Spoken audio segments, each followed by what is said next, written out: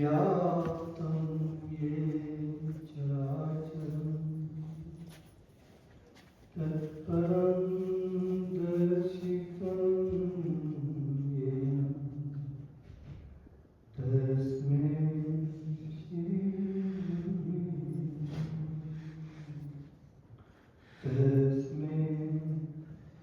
श्री गुरुवे नमः। ध्यानमूलं गुरुर्मूर्ति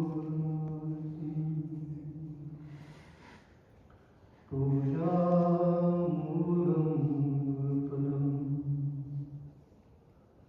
मन्त्रमूलं गुरुर्वाक्यं मोक्षमूलं गुरुकृपा मोक्षमूलं गुरुकृपा। गुरु मेरे भगवान हैं, गुरु मेरे भगवान हैं, गुरु मेरे भगवान हैं, धारा योगी रूप सकल देवों के ईश जो राखे निज को श्री रघुनाथ लाल की जय। श्री सतगुरुदेव की जय। गुरु मेरे भगवान हैं, गुरु मेरे भगवान हैं, धारा योगी रूप सकल देवों के ईश जो राखे निज को श्री प्रभु राम लाल जी की जय। श्री सतगुरुदेव जी की जय। जिनके प्रभु श्री राम लाल सद्गुरु मूलक दयाल, जिनके प्रभु श्री राम लाल सद्गुरु मूलक दयाल, चमन चमन में आ गए करने भगत निहाल। श्री प्रभु राम लाल जी की जय।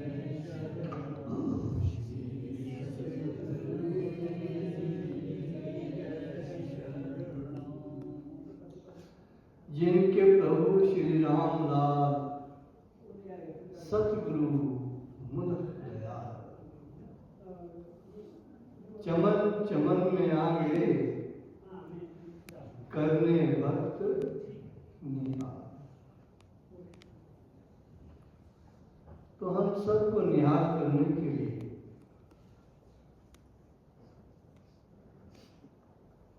गुरुदेव चमन जी का संसार में प्राकट्य हुआ।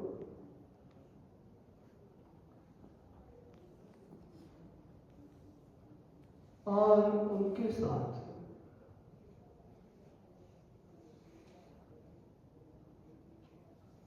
उनकी धर्मपत्नी माता राजरानी का पूरे जीवन भर एक संबंध रहा। और योग के इस गुलशन को सजाने में माता राजरानी का बहुत बड़ा हाथ रहा, बहुत बड़ा सहयोग रहा।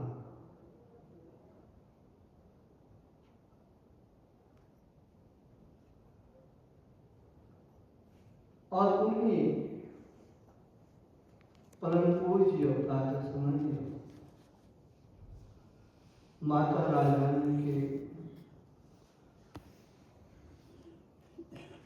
प्राकट्य दिवस के संदर्भ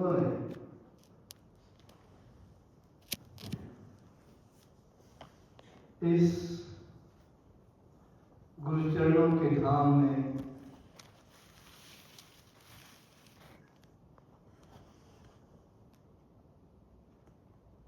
पावन जन्मोत्सव के उपलक्ष्य में योग महादिव्य रामायण के पाठ का आयोजन श्री प्रभु जी ने करवाया है।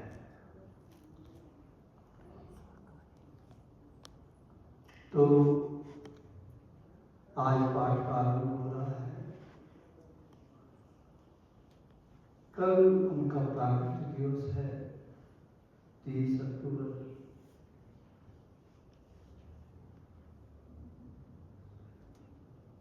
उन्नीस 1925 को उन्होंने इस धराधाम पर चरण रखे थे। तो उनके पावन जन्मोत्सव की समस्त जगत को, समस्त भक्तों को, समस्त प्राणियों को हम बधाई देते हैं।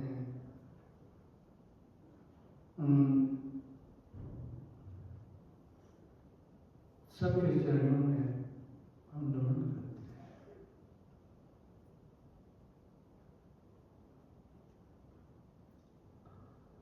उनका इस धराधाम पे आना और स्वामी गुरुराज जी महाराज जी के चरणों में जाकर योग की साधना करना, सेवा करना,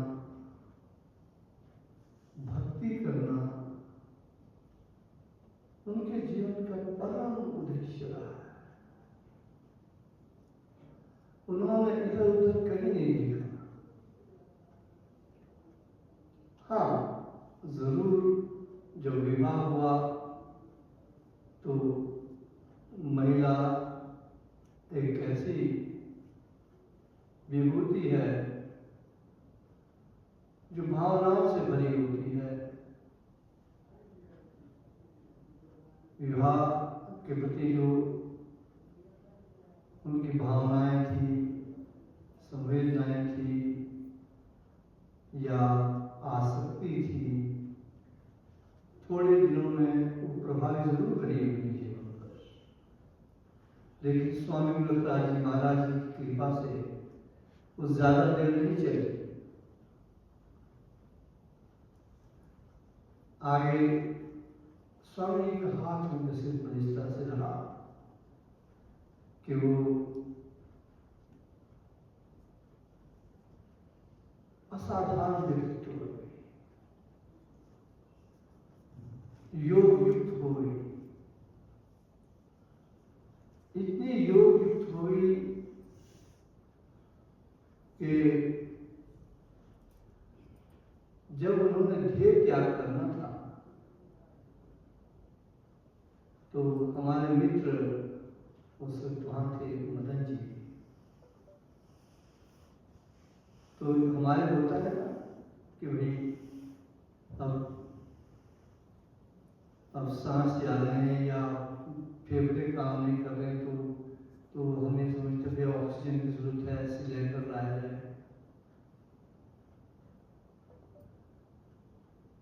तो मदन जी ने कहा माता जी से, लगता है आपके सांसों में कुछ दिक्कत आ रही है माता जी, हम आपके लिए ऑक्सीजन का सिलेंडर ले आए।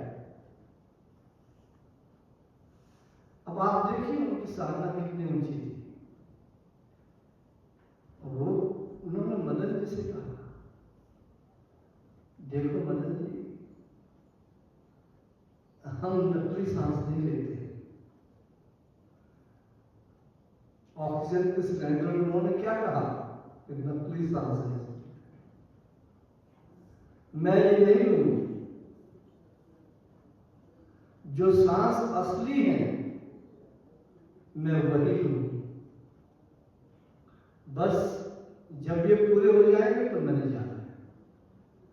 मुझे नकली सांसों की जरूरत नहीं है। तो आप लगा सकते हैं कि वो कितनी विरक्त और ईश्वर से युक्त हुई होगी। अगर मेरे से साथी पतंजलि साथ थे और मैं हॉस्पिटल में था, मुझे दिक्कत आ गई थी, खैर तो कृपा से हम बचे। तो एक डॉक्टर साहब था, ऑक्सीजन का सिलेंडर लगा हुआ था, मुझे कार्डियक यूनिट में जाना था, व्हील चेयर पर था। तो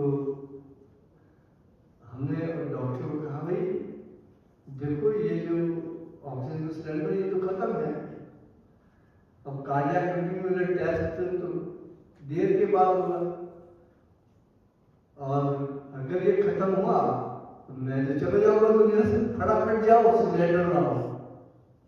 हमारी स्थिति और उनकी स्थिति में कितना फर्क है। पतंजलि थे, डॉक्टर साहब थे, एक और था कोई हमारे साथ। फिर हमने कहा, भाई नहीं, ये सिलेंडर खत्म होने वाला है, जल्दी से जल्दी हमारे लिए तो दूसरा सिलेंडर लाओ। बात मेरी वैसी थी, अगर सिलेंडर नहीं होता तो मेरा ऑक्सीजन जो लेवल था, ऑक्सीमीटर बता रहा था कि गिर रहा है, ऑक्सीमीटर साथ लगा हुआ था। मैंने ये गिर जाएगा लेवल और इधर से तुम्हारा सिलेंडर खत्म हो रहा है, मेरी तो छुट्टी हो जाएगी। हम जैसे थोड़ी नहीं थे योग युक्त कि हम नहीं, तो अगर हम योग युक्त होते हमने बोलते कोई जरूरत नहीं है सिलेंडर की, पतंजलि रहने दो, असली सांस चढ़ने दो, जब चले जाएंगे तो हम चले जाएंगे। तो वो ऐसे होते हैं योगी, हमारी तरह नहीं। योगी गुरु माता जी की नहीं तो हम भी कह देते यार ये नकली सांस होने दो, हम नहीं, पतंजलि छोड़ो, जो हो जितने उन्हें चढ़ने दो, हम जा रहे हैं। योगी ऐसा होता है, हमारी तरह नहीं। माता जी को देखिए, उन्होंने मदन जी को कहा, देखो मदन कोई सिलेंडर नहीं आएगा, जो असली सांस है पूरे होने दो, मैं नकली सांस नहीं लेती। लेकिन हम तो आदमी भी नकली है और सांसें भी नकली चाहते हैं। योगी आदमी भी असली होते हैं और सांसें भी असली रहते, ऐसी हमारी गुरु माता है। तो मनुष्य कैसा होना चाहिए? योगी और उनके शिष्य भी ऐसे हैं। हमारे पास महाराज जी के शिष्य होते थे, ठाकुर गोपाल जी। वो जब यहाँ आए, बीमार थे, उन्हें पता था कि हमने जाना है, तो हमारे भाई शेर सिंह जी को कहते हैं, भाई हमको डिग्री ले चलो, सत्संग जाना है।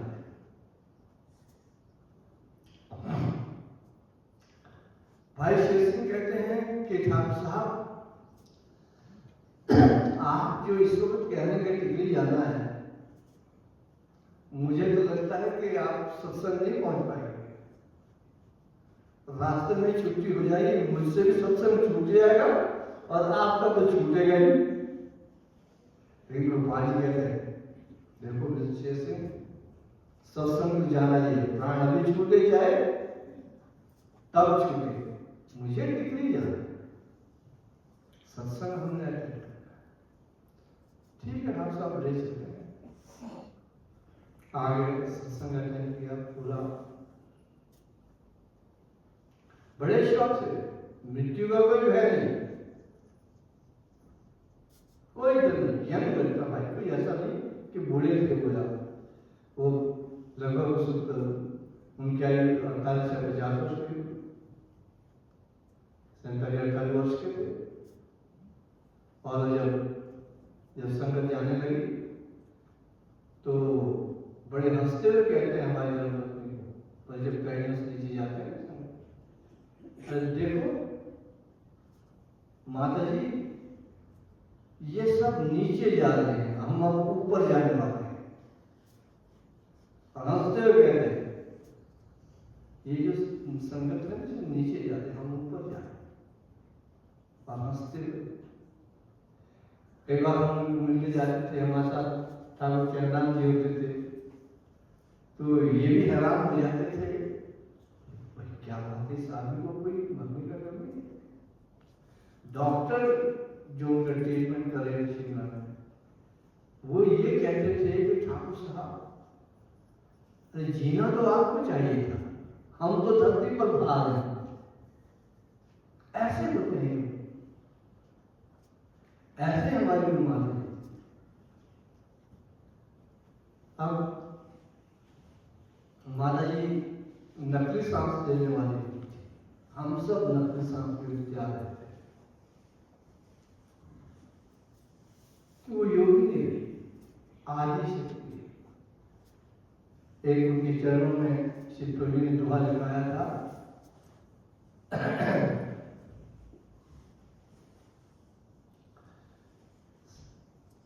साधारण दुपट्टा पहने कुर्ता सलवार, साधारण दुपट्टा पहने कुर्ता और सलवार, गुप्त रही इस जगत से आदि शक्ति अवतार। गुप्त पता नहीं लगा, हम जब आश्रम जाते थे उस सेवा में चावल मिलते रहते थे, चावल में से कंकड़ पत्थर उतारते रहते थे, दाल आती थी थाली में, दाल में से कंकड़ पत्थर उतारने, ऐसी सेवा में दिन रहते। अब कौन किसको पता था ये एक आदि शक्ति है, लेकिन जो पहचानते थे वो पहचानते थे, जिनके पास आंखें थी वो पहचान गए थे, जिनके पास नहीं थी चरम चक्षु थे वो नहीं पहचाने। और उसको देखिए महापुरुष कैसे होते हैं, वो जन्म से ही महापुरुष होते हैं, इन्हीं के बाद में महापुरुष, जन्म से ही महापुरुष थे। अब जब उनका रिश्ता हुआ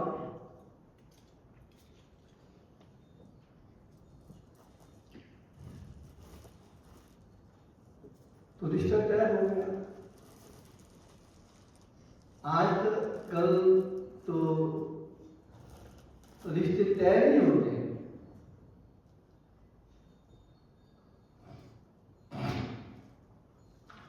तय का मतलब क्या होता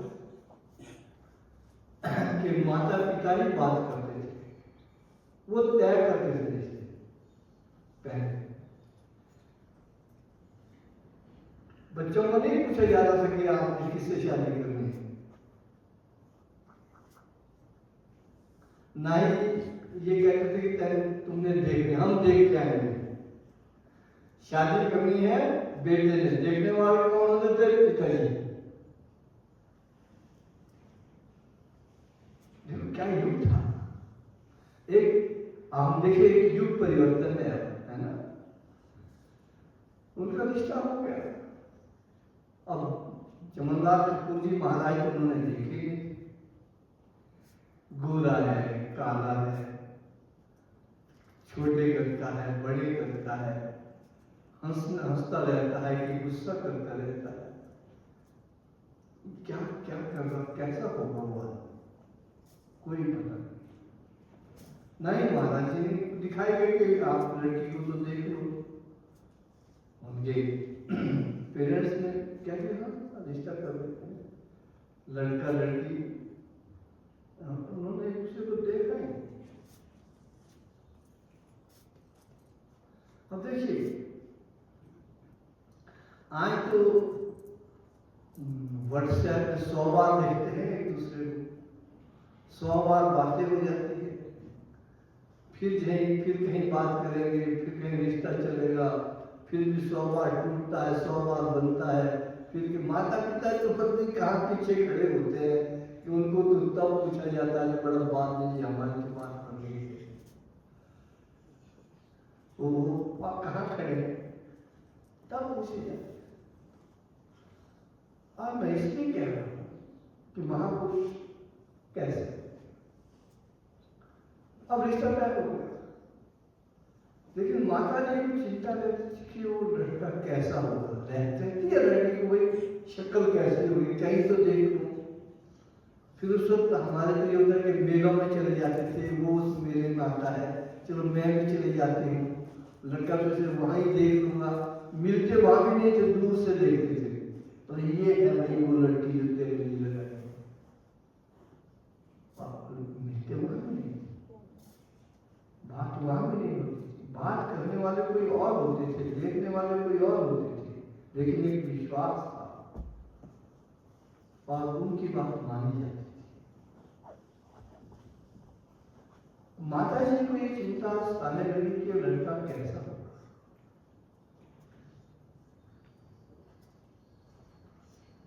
तो देखिए फिर माता जी को प्रभु जी ने ध्यान में डाल दिया, दीक्षा भी नहीं हुई उससे पहले, और फिर वो देख रही है कि ये पाकिस्तान में एक स्कूल में प्रिंसिपल लगे। देखो महापुरुष कैसे देख लेते हैं, और बिल्कुल पिक्चर उनके दिमाग में ध्यान में आ गई। पाकिस्तान में एक स्कूल में प्रिंसिपल लगे और वो स्कूल है गुरुकुल का। गुरु जी ने धोती पहनी हुई है, ऊपर से लंबी चोटी रखी हुई है ना, और बच्चे इतने हैं क्लास में और पढ़ा रहे हैं। अब देखो चलो संसारी लोग तो मेले में जाएंगे, देखने से समझाते थे और नहीं करेंगे और लगा दिया भी गाने, लेकिन महापुरुष कैसे देखते थे। और जब शादी हुई तो वो बड़ी गौर से देख रही थी गुरु माता जी, ये वो लड़का वैसा ही होगा जैसे मैंने स्कूल में देखा था, ये वही है कि कहीं दूसरा तो नहीं होगा। बड़े गौर से जैसा जैसा मैंने क्लास में देखा था। तो देखिए महापुरुष कैसे वो ध्यान में देख लेते हैं, एक दूसरे को ध्यान में बातें भी कर लेते हैं, लेकिन ऐसे संस्कार होने चाहिए। और वो संस्कार सतगुरुओं के पास बनते हैं, योगियों के पास बनते हैं, भक्ति से बनते हैं। तो हम उस रास्ते के राही हैं, लेकिन आज वो संस्कार ही नहीं है, ना वो श्रद्धा है, ना वो विश्वास है, ना ही वो आदर है। हम सुनते किसकी, जिसके प्रति हमारा आदर हो। जब माता पिता के प्रति आदर ही घट गया, उसमें कोई आदर ही नहीं रहा, तो बच्चे क्यों सुनेंगे हमारे पास। अगर आदर रहता तो पिता यहाँ कहे हो गई बात, बेटा कहता ठीक है। अगर आदर होता पेरेंट्स के प्रति, बेटी को कहते थे कि आपका रिश्ता हम करके आ गए, जबान नहीं खोलती दूसरी। कारण है कि सम्मान में, आदर में बोलते तो हैं हम, आदमी है आजकल बहुएं बस माता जी पापा जी बोलती हैं, लेकिन एक सिर्फ मुख से बोलना एक अलग बात होती है, हृदय से बोलना कुछ और बात होती है। जो हृदय से बोलते हैं वो चुप रहते। एक बार बेटी को कह दिया कि आप परीक्षा कर दिया, जबान नहीं बोलती थी। एक बार बेटे को कह दिया आप परीक्षा में तय करके आए, जबान नहीं बोलता था बेटा। क्या हम आज हैं? नहीं है वैसे। क्या हमारे बच्चे हैं? नहीं है वैसे। कारण क्या है? माता पिता के प्रति जो सद्भाव था, जो प्रेम था, जो आदर था उसमें भारी कमी आई, बहुत भारी कमी आई। और हमारा योग के रास्ते पर जाने का जो तात्पर्य है, उस कमी को पूरा करना पहला काम। आज हमारे पास रिश्ते आते हैं, हमें भी मजबूरी से कहना पड़ता है, अरे लड़की को दिखाया है, क्यों? लड़की खुद कहती है मैंने देखा। आप कौन होते हैं बात करने वाले? गुरु कौन होते हैं बात करने वाले? हम बात कर रहे हैं, हम है, इसमें गुरु है ही नहीं, उनका भक्ति है ही नहीं। हम पैमाने नहीं नापने, ऐसे दुआ हम गा देंगे, जैसे शास्त्री जी कहा करते थे, बोला ऐसा है ठाकुर साहब, बड़े भारी दुए पढ़ाए बच्चों को, कबीर के सारी उम्र पढ़ा करते, एक्चुअल पता नहीं था कि ये दुआ है क्या। वैसे हम दुआ कहते हैं, जब मैं था तो गुरु नहीं, अब गुरु है तो मैं नहीं। अब गुरु कहते हैं आपने वहां शादी करनी है, नहीं नहीं गुरु जी देख लेंगे, तो क्या है गुरु है तो हम तो आप खुद मैं है तो भक्ति नहीं है। वैसे तो हम कह रहे हैं हम योगी हैं, हम गुरु के भक्त हैं, हम माता पिता का आदर करते हैं, आपका आदर करते हैं। कहां गया वो? जब एक ही बात सुनी। अब देखिए कितनी कमी है संसार में। आज उनके पास हमारे किसी गुरु भाई के बेटे का रिश्ता था, न हम तय कर पा रहे हैं, न वो तय कर पा रहे हैं। जो बच्चों में आदर की कमी आई हुई है, सम्मान की कमी आई है, प्रेम भाव की कमी आई है, सद्भाव की कमी आई है। हो सकता है हम गलत होंगे, इसलिए हम ये नहीं कहते कि माता पिता अच्छे हैं या हम अच्छे हैं। हमारे अंदर तो कमी होगी कि हम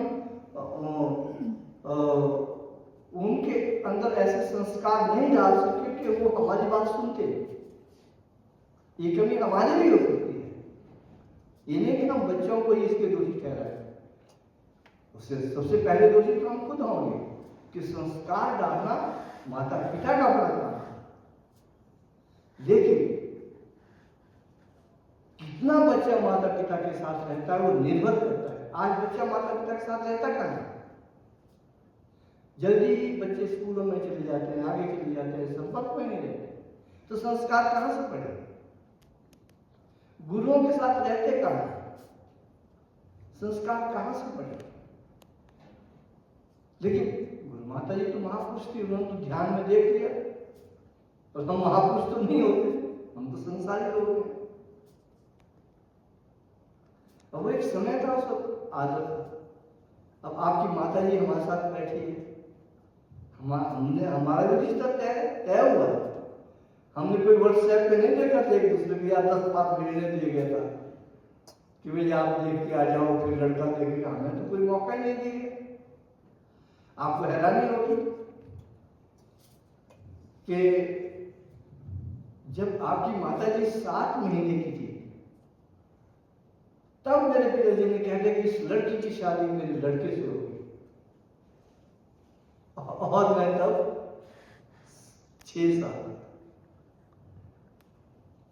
अब क्या देखना था, तब बोलते भी देखते ना, मेले में जा सकते थे ना ये मेले में आ सकती थी देखने। 7 महीने की कहा है, और मैं तब 6 साल कह दिया, हो गई बात। उसके बाद फिर कई वर्ष गुजरे, हमारे पिताजी भी नहीं रहे, लेकिन शादी नहीं कर रही, क्योंकि उस एक सम्मान था, एक आदर था, एक वक्त था। हालांकि मुझे पत्र आया तो पिताजी के दोस्तों के जो गुजर, उनको पता कि ठाकुर साहब चले गए, इसलिए चलो हम उनके बेटे को पत्र लिखते हैं कि हमारी भी लड़की है, आपके पिताजी हमारे दोस्त थे, उसकी एजुकेशन इतनी है, ये है, ये है, हम चाहते हैं लेकिन हम पत्र पढ़ते थे, जवाब नहीं देते थे, कोई जवाब नहीं देते। क्यों? शादी तय थी, ना कोई व्हाट्सएप था, ना कोई पत्र लिखते थे, ना एक दूसरे को देखा था, लेकिन शादी तय थी। क्योंकि महापुरुषों की शादियां तय हुई, लेकिन वो तो ध्यान में देखते थे। गुरु माता जी ने तो ध्यान में देख लिया कि जिसके साथ मेरी शादी तय हुई है, उनको ख्याल है कि कैसा होगा, उन्हें दिखा दिए प्रभु। संस्कारी थे।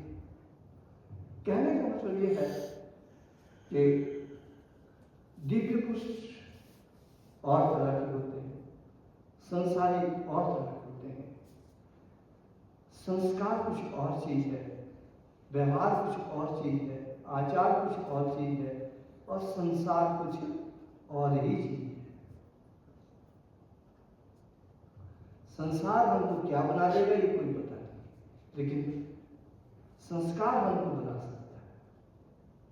इसीलिए महाराज जी बहुत प्रसन्न होते थे जब बच्चों को लेकर हम आश्रम जाते थे। कहते बच्चों को समझता है। आज आश्रम में यहाँ आते हैं, बहुत सी महिलाएं बच्चों को भी लाती हैं, लेकिन बहुत सी महिलाएं ला ही नहीं सकती। बच्चा दाखिल करके रखा है उत्तर प्रदेश में, वो हॉस्टल में है, वो लाएगी कहां से? संस्कार कहां से पड़ेंगे? सम्मान कहां से होगा? बहुत मुश्किल है। लेकिन फिर भी तपते हुए इस आसमान में थोड़े से बादल गुरुदेव ने अवश्य लाए हमारा, उसकी वृष्टि हो रही है, जिस कारण से हम यहाँ बैठे हैं। उनको याद करने के लिए जिन्होंने इस प्रकार का आदर भाव अपने माता पिता के प्रति रखा और एक अलौकिक प्रीति ईश्वर के साथ रखी और एक अलौकिक प्रेरणा योग भक्ति की जिनके अंदर थी, उन बातों पर विचार विमर्श करने के लिए, उन संस्मरणों को याद करने के लिए हम जन्म दिवस मनाते हैं। और तभी हमने प्रभु जी ने चरणों में हमसे एक दुआ लिखवाया था कि साधारण दुपट्टा पहने, कुर्ता और सलवार, गुप्त रही इस जगत से आदि शक्ति अवतार। और जब माता जी ने देह छोड़ा था तो जो दिव्य चक्षु वाले लोग थे, संस्कारी जो लोग थे, वो जिस रथ पर माता जी का पार्थिव देह था, तो संस्कारी लोगों को पार्थिव देह नहीं दिख रहा था। वो अष्टभुजा वाली दुर्गा जैसे उसमें बैठा, अष्टभुजा वाली दुर्गा उनको पार्थिव देह के बदले दिख रही थी, जहां से उनका पार्थिव देह शुरू हुआ था से, और कहां तक,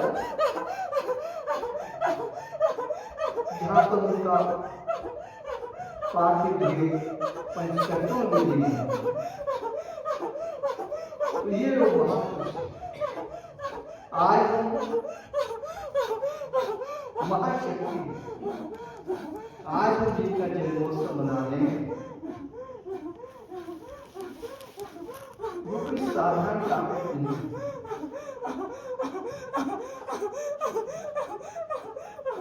जैसे माता हंसवेश्वरी है, वैसे ही माता रानी, जैसे ही माता सुभद्रा रही, जिनके नाम से जाकर महाराज जी, प्रभु रामदास जी महाराज जी की जरूरत, वैसे ही माता रानी, जैसे माता ज्वाला जी है, वैसे ही माता रानी।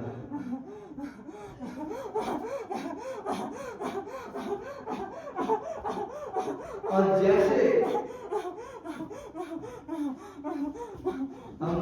हमने एक आश्रम छोड़ के बोला है माता जयंती, जैसे माता जयंती है वैसे ही माता रानी। आप ज्वाला जी माता जी की पूजा कर लो, चाहे माता राजरानी की पूजा कर लो, एक ही बात।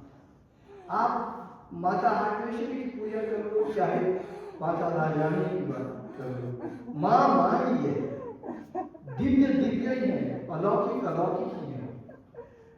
आप माता सुभद्रा की पूजा कर लो, चाहे माता राजरानी की पूजा कर लो, एक ही।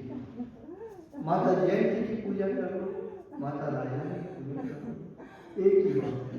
एक ही जैसा माँ का प्रेम हम सबको उनसे मिले, एक ही जैसी उनकी शरण हमको सबको उनसे मिले, एक ही जैसी शक्ति हमको उनसे प्राप्त।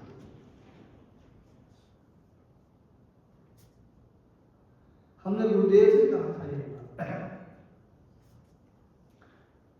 एक होती है श्रद्धा, श्रद्धा से बनती है श्राद्ध, लेकिन एक श्रद्धा से एक श्राद्ध पर्व है, लेकिन श्राद्ध जो मनाई जाती है वो संसारियों की मनाई जाती है, अलौकिक शक्तियों की नहीं मनाई जाती। पुण्यतिथि जो मनाई जाती है वो संसारियों की मनाई जा सकती है, अलौकिक पुरुषों की नहीं मनाई जाती। सिर्फ सामाजिक परंपरा के निर्वहन के लिए बच्चे करते हैं, उनके वो चाहे भगवान ही क्यों नहीं हो, चाहे राम क्यों नहीं हो, तो उस वक्त जो होता है कि भाई जो सामाजिक मर्यादा बच्चे पूरी करते, भाई हमारे पिता थे, उस समय जो 2-4 दिन 1-2 साल होता है, इसलिए वो उसलिए किया जाता है, उसके बाद नहीं। अब बोलेंगे आपकी माता राज जयंती माता की पुण्यतिथि में, अरे उनकी पुण्यतिथि श्राद्ध बनाने का कोई मतलब नहीं बनता, क्योंकि वो तो अलौकिक है और सदा ही वो नहीं है। हमने एक बार महाराज जी से बात की थी कि जनाब हम माता जी की पुण्यतिथि मनाएंगे, कोई क्योंकि यार बड़ा कैलेंडर बना था, 400-500 क्या नाम कहते हैं सत्संग है। हमने कहा था कि गुरु जी हम मना सकते हैं, कहते नहीं, ये हमारे आश्रम के सनातन की परंपरा नहीं है, हमें तो दिया ही नहीं गया कोई, 400-500 में कोई पुण्यतिथि नहीं है, तो वो तो फिर एक हिसाब से अगर वैसी कोई तिथियां मनाते हो वो सांसारिक का श्राद्ध का पर्व हो जाता है। कि भाई श्राद्ध किसके लिए की जाती है, जो अभी निमन गति में है, हो सकता है माता पिता जी को कुछ मिल नहीं रहा होगा, दूसरे में कोई का कभी सपने में देखा मेरी माँ जो है रोटी मांग रही थी, पंडित जी बोलते अन्न का दान करो, अभी वो उच्च गति पर नहीं। अब जो अलौकिक पुरुष है उन्होंने तो हमको उच्च गति देंगे, हमने उनके लिए क्या करना। हाँ कहते दिवस मनाया जाता है जो हम मना रहे हैं, इसलिए गुरुदेव ने कोई निकाल कर रखे हैं। तभी आप देखिए हमारे किसी जो कैलेंडर बना है पंचांग में कहीं भी, क्योंकि इसमें से कोई 400 सत्संग हमने महाराज जी से पूछ कर रखी, और ये भी पूछा गया कि पुण्यतिथि कर दे दो, कहते नहीं होगा। इसलिए योग साधना जो डिग्री में जो परंपरा है बिल्कुल गुरुदेव की शिक्षाओं के मुताबिक है, उससे बिल्कुल कोई बाहर नहीं, सारी गुरुदेव के गुरु की शिक्षा का अनुसरण करना हमारा दायित्व है। सारी परंपराएं उनके अनुरूप है, एक भी परंपरा उनसे बाहर नहीं। यहां तक कि महाराज ने एक बार हमसे पूछा कि आप जब क्या नाम कहते हैं भंडारा होता है तो वहाँ थाली आप महिलाएं होती है, मैं कहा नहीं, हम तो खुद धोते हैं। और कहा कि साथी परमानंद जी भी खुद धोते हैं। मैंने कहा जी, वो भी खुद धोते हैं। तो कहे भाई ठीक है, यहाँ तो महिलाओं को सेवा दे रखी है सर, ये जेंट्स तो सीधे थाली फेंकते हैं उनके मुंह के पास। कहते यहाँ भी ऐसा शुरू हुआ। तो गुरुदेव जी ने जो है ना, आप लोगों की सेवा और भक्ति को देख के योग साधना में होशियारपुर में भी ये अनुसरण करवाया कि आप रोडू वालों को देखिए। और हमसे कहा गया कि रोडू वाले खुद धोते हैं। मैंने कहा नहीं महाराज धोते हैं। तो कहते थे 70-80 आदमी रोडू के पहले खाने खाने के लिए बैठा दो, बड़े तरीके से व्यवहारिक तौर पर महाराज जी काम लेते थे। तो हमने रोडू वालों को कहा, मैं कहीं तो बोलना नहीं पड़ता, ढाई तो खुद रहेगी, मतलब पीछे से जो सब कुछ तो है, ये देखिए जब खुद कह देने के आदेश हो गया। कहने का मतलब ये है, इसीलिए गुरुदेव ने अपने प्रवचन में भी कहा सारी सात संगत को कि आप भूल जाए, क्योंकि वो जानते थे कि जो रोडू के विद्वान लोग हैं, बुद्धिजीवी लोग हैं, वो गुरु परंपरा को निभाने का ज्ञान रखते हैं। तभी कहा कि भाई आप सभी रोड जाए, वो विद्वानों की भूमि है, वो योगियों की भूमि है, घर घर में योग होता है। समस्त यानी भक्तों को ये उन्होंने आह्वान दिया, क्योंकि उन्होंने खुद भी कुछ परंपराएं जो रोडू में आरंभ होती थी, वो योग साधना आश्रम होशियारपुर में वो प्रचलित की। यहाँ की परंपराओं को देखें,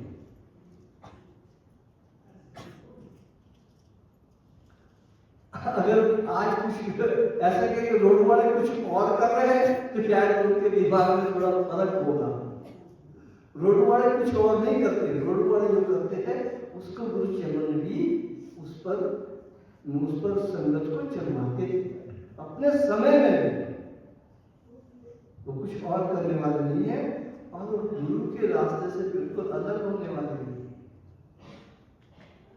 इसीलिए उनको कहना भी पड़ा कि आप सब रोड चले जाए। इसीलिए हमारे सतीश भाई हमेशा यही आते हैं, बाकी कहीं जाए नहीं जाए। देखो आज भी पहुंच गए हैं कोटगढ़ से, और इनके साथी कहते हैं यार ऐसे आपके लिए रोड में क्या रखा है। तो ये इनको तो मालूम है ना कि रोड में क्या रखा है। ये तो गुरु के परम शिष्य है, ये जानते हैं कि बड़े समय से और बड़े ध्यानी भगत रहे हैं। फिर और ध्यानी भगत तो फिर स्वयं भी पूछ लेते हैं भगवान से कि मुझे करना क्या है। इसलिए ध्यानी भक्तों के साथ भी रहना चाहिए, क्योंकि उनसे जो गाइडेंस मिलेगी वो ईश्वर की गाइडेंस होती है। जैसे हमारे गोपाल जी में ध्यानी भक्त हैं, हम उनके साथ ज्यादा रहते थे। हमें मालूम था कि ये जो कहेंगे वो बात ऊपर से आई हुई है। जब भ्रांति हो जाती है तो ध्यानी भक्तों के से संपर्क कर जाता है कि आपकी कभी खुदा से बात होगी जरा हमें बता देना। हमारे पास सिकंदर जी हैं, ध्यानी भगत हैं, कभी कोई बात होती है हम इनसे पूछ लेते हैं कि क्या क्या बात हुई, तो उसके निर्णय पर हम जाते हैं। तो ये गुरुदेव ने भी हम पर बहुत कृपा की, बहुत अच्छे से अनुभवी योगी इस क्षेत्र में उन्होंने हमको दे रखे। मेरी उनसे बातें होती है, उनसे बात और विचार विमर्श करके उनके ध्यानों के अनुभव को आगे लेकर हम योग के पथ पर आगे जाने की कोशिश करते हैं। और आप सबको परम पूज्य प्रातः स्मरणीय वंदनीय माता राजानी जी के इस पावन जन्मोत्सव की बहुत बहुत बधाई।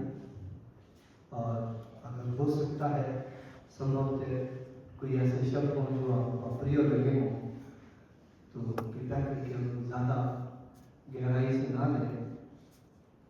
सारी बातें अच्छी नहीं लगती। कई बार कुछ बातें किसी का मन मानता भी नहीं है, तो नहीं माने तो उनको वापस मेरे खाते में डाल देना। अच्छी गली हो उसको अपना देना, और कहीं कोई आहत हुआ हो उससे मैं क्षमा याचना प्रार्थी हूँ। और परम पूज्य प्रातः स्मरणीय योगेश्वरी योगिनी माता राजधानी के चरणों से प्रार्थना करता हूँ। नादान बालक कहीं कोई कोताही कर गया होगा या कोई कदम जीवन में गलत रास्ते पे लेने के लिए आतुर हुआ होगा, कृपया करके मेरे कदमों को से रोक के वापिस करते हैं, ताकि मैं जीवन के सच्चे मूल्यों को जीवन में धारण कर हम सभी अपने जीवन को आगे ले जाने में कामयाब बन सके। इन शब्दों के साथ बोल सच्चिदानंद महाप्रभु श्री राम नाम